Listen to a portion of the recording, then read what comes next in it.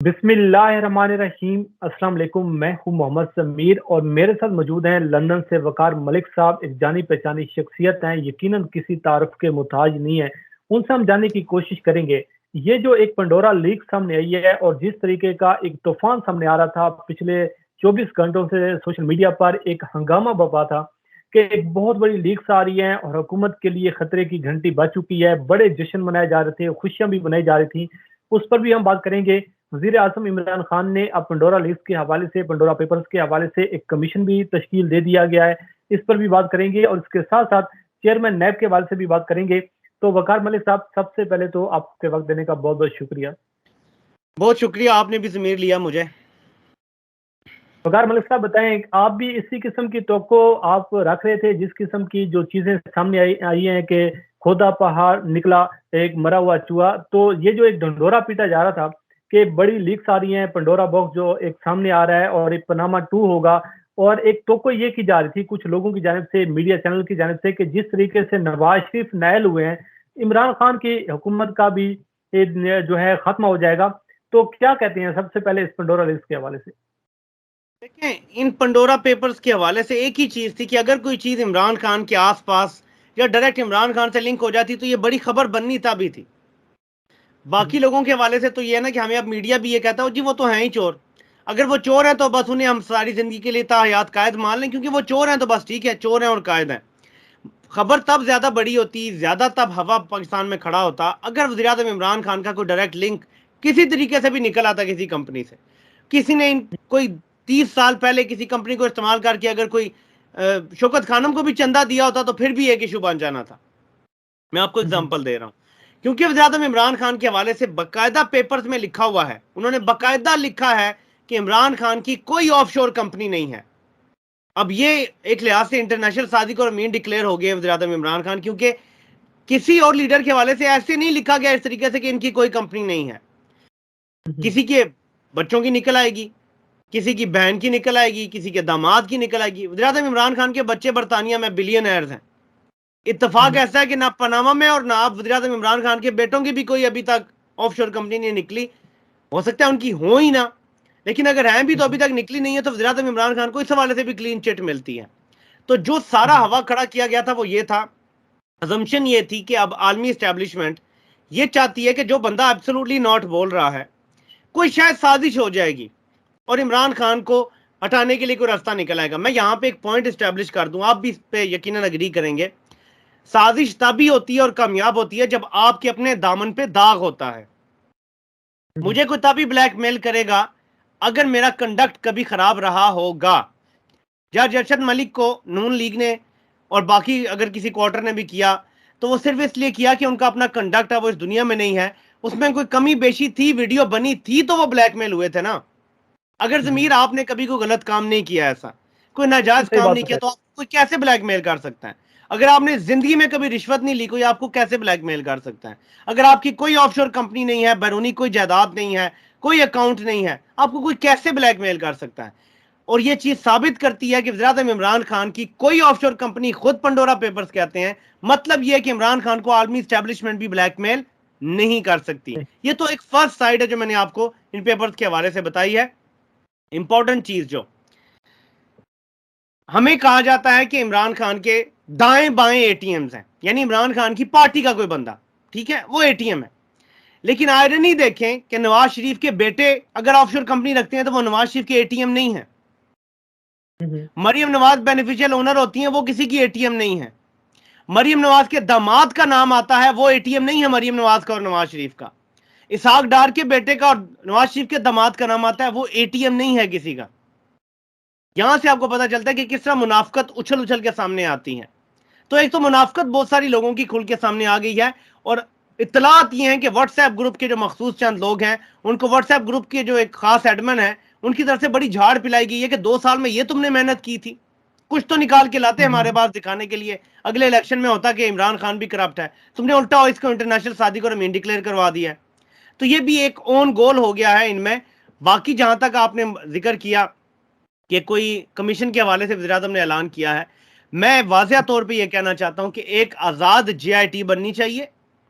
उस जेआईटी को 1 साल का टाइम दें, وہ ان تمام ٹھیک ہے لوگوں سے، کیونکہ اگر لوگ بے گناہ ہیں تو اتنی لمبی منی ٹریل نہیں ہوگی.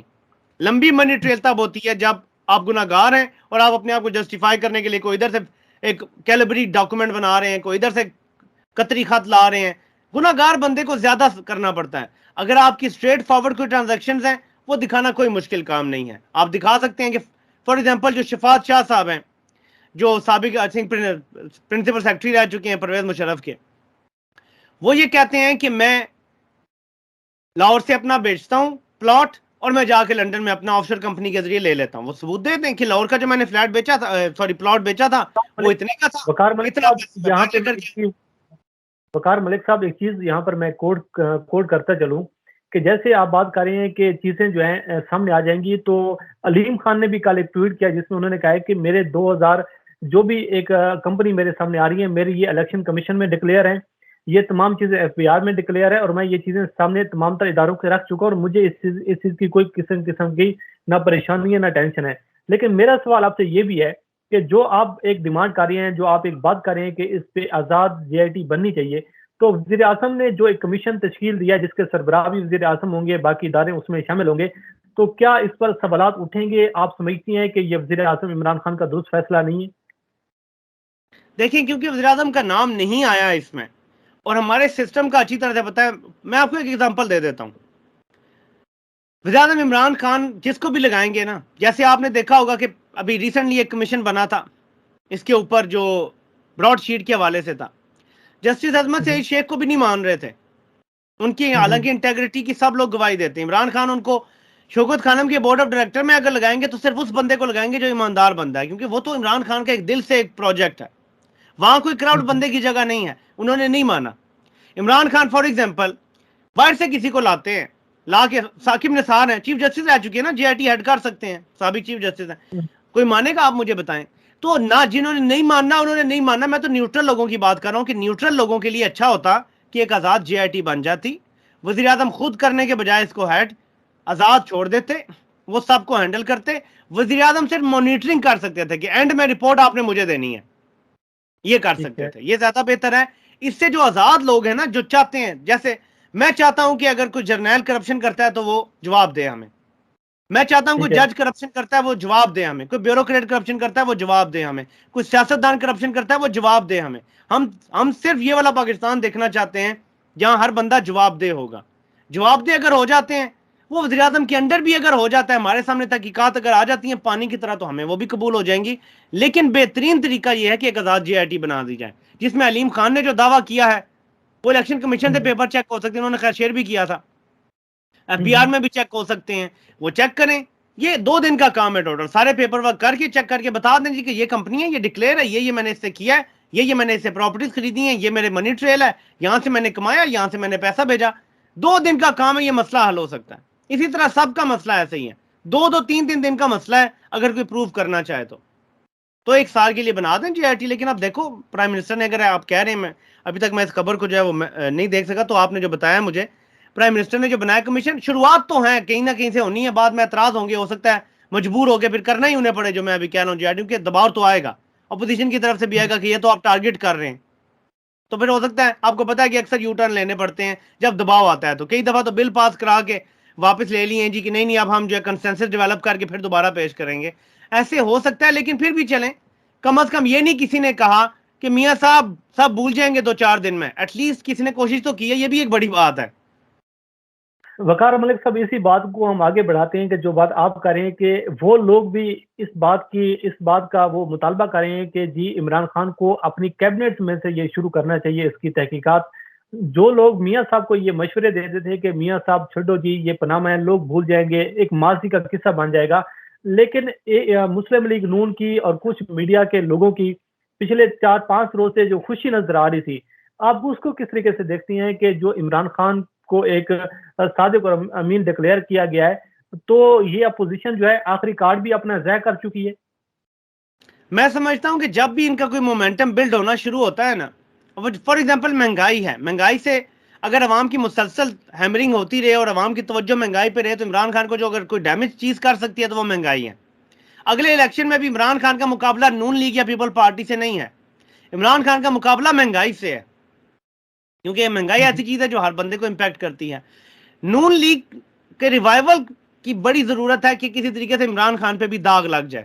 جب داغ لگ جائے گا تو وہ کہہ سکیں گے دیکھیں جی ہم میں سب لنگے ہیں, کم از کم ہم کھاتے تھے تو لگاتے بھی تو تھے, ہم کوئی ڈیلیوری بھی تو کرتے تھے, ہم کوئی پل بھی بنا دیتے تھے, کوئی میٹرو بھی بنا دیتے تھے.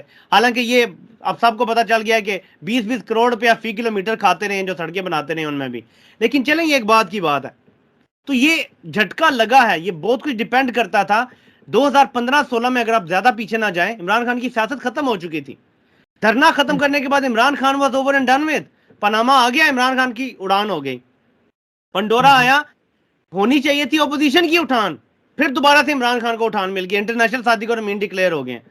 یعنی یہ اس کو آپ کے مقدر کا سکندر ہے اگر کوئی بندہ, تو پھر آپ کو ایسے بندے سے ویسے میں مشورہ دوں گا اپوزیشن کو لڑنا بھی نہیں چاہیے, بہتر یہ ہے کہ صلح کر لیں. صلح کر لیں. تو وقار ملک صاحب دیکھتے ہیں کہ اب یہ جو پنڈورا پیپرز ہیں اس کا کیا مستقبل نکلتا ہے. تحقیقات یقیناً ہونی چاہیے, ضرور ہونی چاہیے, اور بالکل آپ نے درست بات کی ہے کہ اس کی آزاد جے ٹی بننی چاہیے تاکہ اس کی جو شفافیت ہے اس پر سوالات نہ اٹھ سکیں.